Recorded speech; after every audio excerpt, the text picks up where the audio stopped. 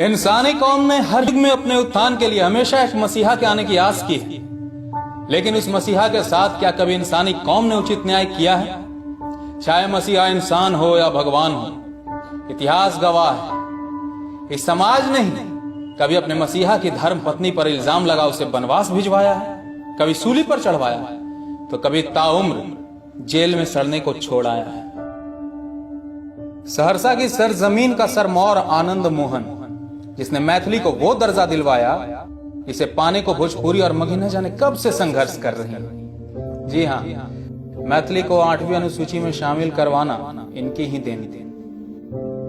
लेकिन कितने मिथिलावासी इस बात को जानते हैं, सत्ता के हुक्मरानों के होश अपनी एक हुंकार से ठंडे कर देने वाले आनंद मोहन, जिनके लिए आवाज उठाया करते थे, क्या आज वो इनकी आवाज बन पाए हैं? सवाल यह है कि जिनके परिवार में स्वतंत्रता आंदोलन से लेकर जेपी आंदोलन तक में कूदने का जज्बा रहा, क्या उसके लिए कभी समाज ने आभार प्रकट किया है?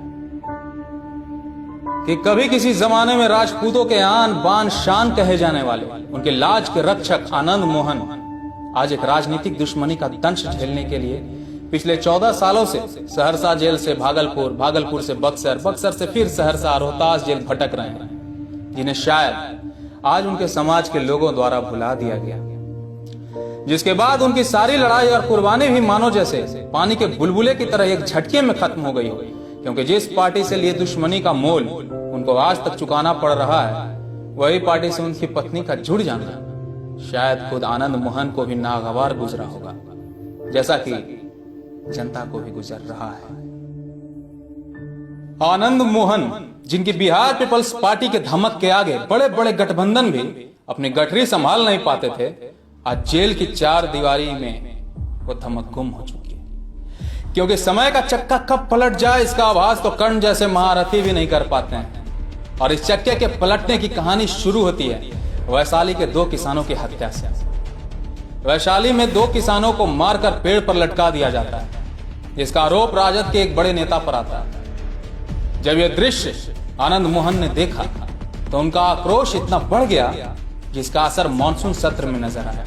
उस समय के मुख्यमंत्री लालू प्रसाद यादव जी थे, जिनसे जब सवाल किया गया तो जवाब उनके आक्रोश को और बढ़ाने वाला था, जिसका असर यह हुआ कि इतिहास में पहली बार भरे सदन में किसी मुख्यमंत्री पर कुर्सी चलाकर फेंका गया, जिसके जवाब में पूर्वी चंपारण के विधानसभा क्षेत्र केसरिया के तत्कालीन विधायक यमुना यादव जी ने आनंद मोहन की तरफ माइक फेंककर अपने सुप्रीमो के प्रति अपनी वफादारी जाहिर की, और वो माइक आनंद मोहन के आन पर जा लगी।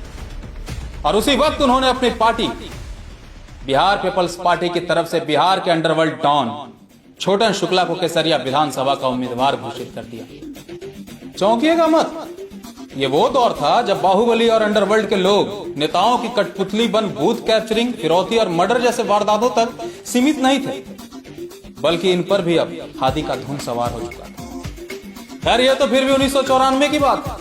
प्रत्याशी तो आज भी एक से बढ़कर एक क्रिमिनल खड़े होते हैं बिहार में। अब बात दोनों पार्टी के आन पर आ गई थी, और ये आन बिना प्राण दान के मानता कहां है जनाब।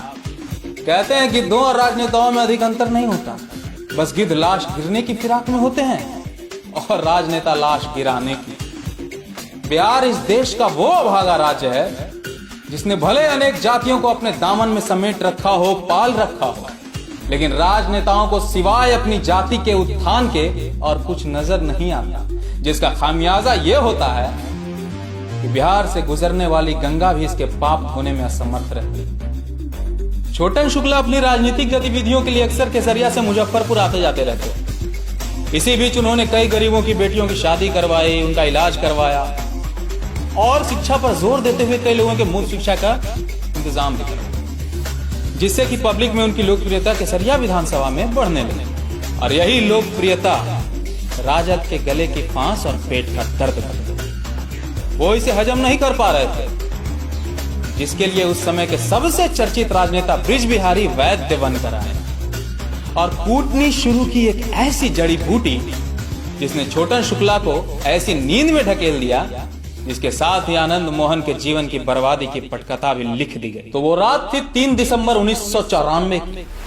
छोटन शुक्ला चकिया में इंटर कॉलेज के प्रिंसिपल नागेंद्र सिंह के घर ठहरे, जो कि मधुबन से बिहार पीपल्स पार्टी के उम्मीदवार घोषित किए गए। छोटन शुक्ला अक्सर अपनी सफेद जिप्सी में चला करते थे, लेकिन उस दिन उन्होंने अपने जिप्सी हेडमास्टर साहब के घर छोड़कर एक एम्बेसडर ले लिया, अपने गार्ड्स को भी छोड़ दिया और अपने विधानसभा के 4 ऐसे लोगों के साथ घर की तरफ बढ़ चले जिनका अपराध जगत से कोई वास्ता भी नहीं। जो लोकल पब्लिक थी, उनकी गाड़ी उनके घर से कुछ दूर पर ही होती है कि पुलिस की वर्दी पहने कुछ लोग उनको रोकते हैं और इससे पहले कि उनकी समझ में कुछ आता, उन पर न जाने कितने AK-47 की मैगजीन खाली कर दी जाती है और 20 मिनट तक अंधाधुंध गोलियों की बौछार के बाद जब यह सुनिश्चित हो जाता है कि अब उनके जीवित रहने की कोई गुंजाइश नहीं बची, तो वो वहां से चले जाते। और फिर आती है असली पुलिस, जिसने उन नकली पुलिस कर्मियों से भी अहम रोल अदा किया और 1 घंटे तक किसी को अस्पताल ले जाना तो दूर,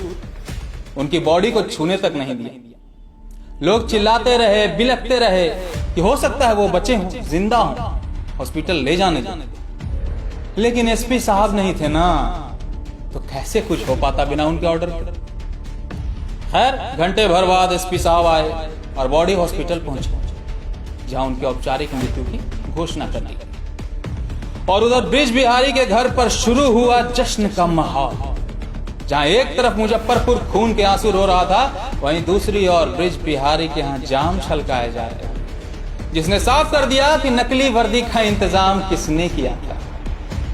खैर, पुलिस के इस कृत्य से जनता का आक्रोश इस राज्य के बेरोजगारों की तरफ बढ़ चुका था, जिसका खामियाजा दूसरे दिन 4 दिसंबर 1994 को बिहार में देखा गया।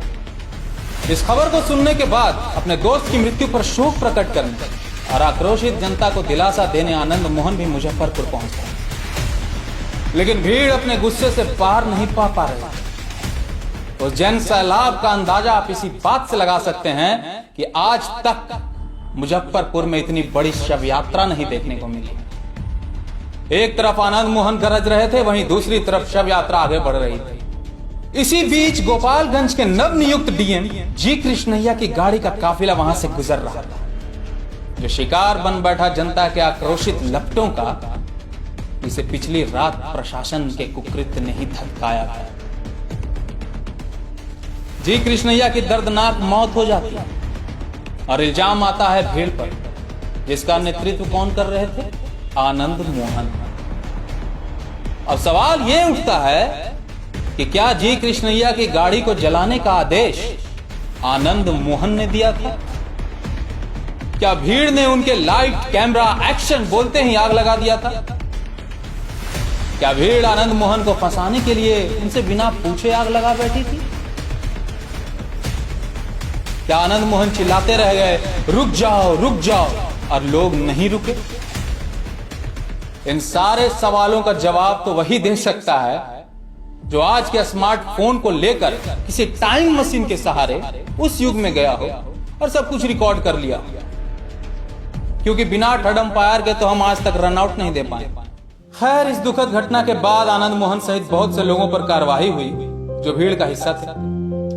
हालांकि बाद में भीड़ से पकड़े गए सभी लोगों को छोड़ दिया गया और असली कातिल बने आनंद मोहन, क्योंकि शायद वो उस भीड़ का हिस्सा नहीं थी और अलग से पेट्रोल और माचिस लेकर आए ये सोचकर कि इधर से डीएम निकलेंगे और मैं जलाकर राख कर दूंगा। लेकिन ये हमें सोचने की जरूरत है कि कौन है जी कृष्णैया की मौत का जिम्मेदार।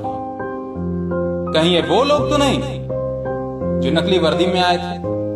कहीं ये वो लोग तो नहीं जो एक ऐसी परंपरा को ही बढ़ावा देते हैं जिसमें हमारा नेतृत्व वही करेगा जो बाहुबली, दबंग और ऐसे व्यक्तित्व का होगा जो बंदूक की नोक पर ही जिंदगी जीता और जीना सिखाता, या फिर जनता द्वारा चुने जाने पर खुद को तानाशाह समझने वाली ये सरकार जो प्रशासन को अपनी जाति दुश्मनी और अहंकार को संतुष्ट करने के लिए मनमाने ढंग से प्रयोग करती है, या फिर आनंद मोहन?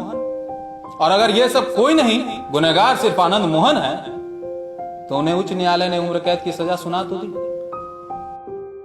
अब सवाल यह उठता है कि क्या उनकी सजा की अवधि समाप्त हो चुकी है क्या वो बाहर आएंगे या सरकार अभी भी उन्हें समाज के लिए खतरा मानती है?